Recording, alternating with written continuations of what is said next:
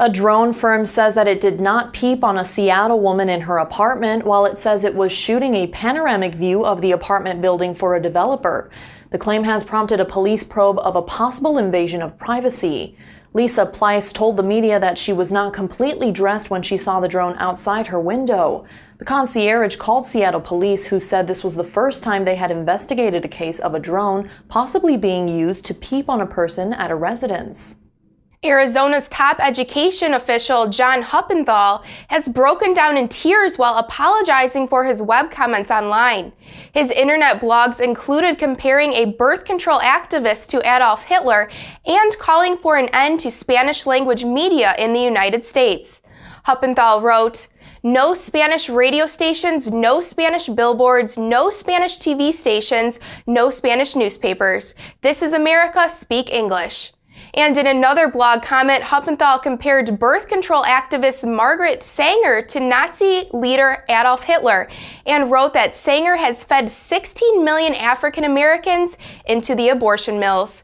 He said the comments do not reflect the love that he has in his heart. The U.S. Supreme Court has ruled that police officers will need a warrant before they can search the cell phone of an arrested suspect. It's a major decision in favor of privacy rights at a time of increasing concern over government spying in digital communications. The unanimous 9-0 ruling goes against law enforcement agencies, including the U.S. Department of Justice, which wanted more space to search without having to obtain a warrant. Oregon pot advocates are submitting a form with 145,000 signatures today to force a vote to legalize the use of marijuana recreationally in the state. The lawyers say that they are confident that our measure to regulate, legalize, and tax marijuana will qualify for the November ballot, and that Oregonians are open to the case for a smarter and more responsible approach to marijuana. Leaders of the group said in a statement that they would submit the latest ballot petition to the Oregon Secretary of State's office in Salem. A boy missing in Michigan for 11 days has been found safe in his dad's basement. Police found him barricaded in the basement behind boxes and a large 5-gallon drum. They said there's no way he could have erected this makeshift area of concealment. Charlie Boothell disappeared on June 14th, a Saturday night, when he walked out of the house. The father said the family then launched a desperate search.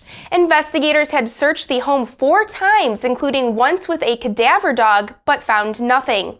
The boy was taken for medical treatment. A tragedy has turned into a murder investigation after a 22-month-old toddler died in a hot car. The father, Justin Harris, parked his car on a day when temperatures hit 92 degrees Fahrenheit and had forgotten about the boy until he was done with his workday.